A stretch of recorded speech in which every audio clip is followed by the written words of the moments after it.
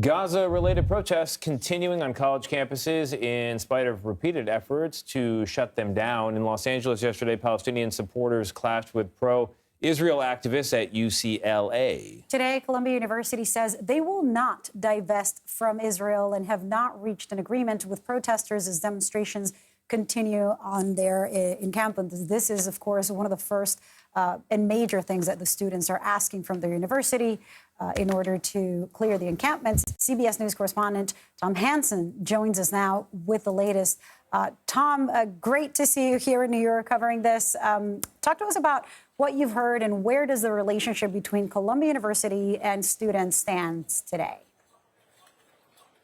Hey there, Lilia. Well, I think the word to use here is tense. It's been surprisingly difficult to get students to come on camera and tell us just even general thoughts on how the last 2 weeks have been for them. That's because so many of them have expressed a fear of retribution on behalf of the university, whether or not they've been involved with the protests. There are a lot of things to keep in mind here. This is the last day of classes, and also graduation is coming up. So certainly, some students who have spoken to us say that they have had a falling out with the university.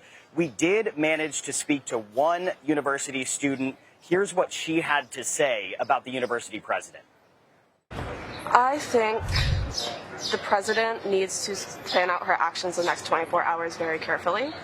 I think she has devised an irreparable wedge between her and the student body, and her actions in the next 24 hours have the potential to try to start the steps to rebuild her legacy or absolutely demolish it. And I think if she does not act properly, the school will be paying for it for quite a long time.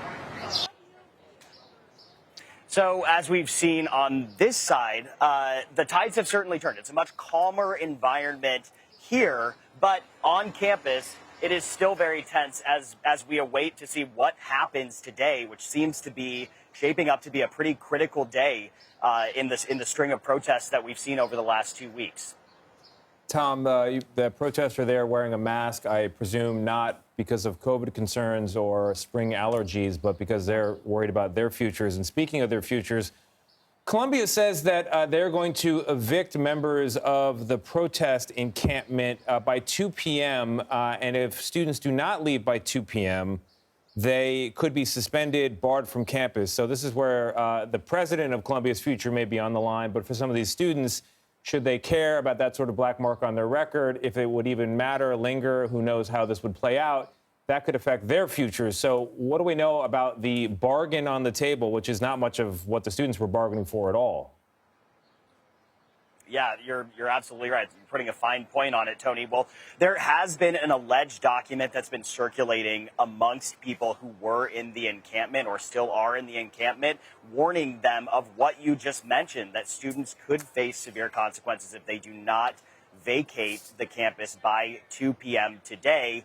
They are also allegedly, because we have not been able to confirm the authenticity of this document, but they are allegedly being asked to sign an agreement, and that will extend through, I believe, June of 2025, June 30th of 2025. So if that is in fact true, which we've seen this, we actually have a hard copy of it, but we have also seen it on social media, then today is the line in the sand for students to vacate.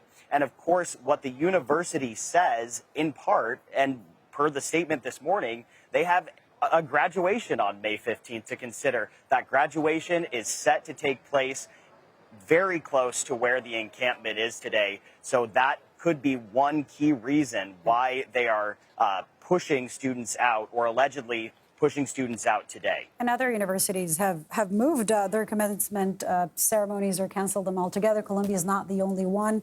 I know there's many more protests happening across the country, and protesting war is something university students have done since the beginning of time. Tom Hanson, thank you.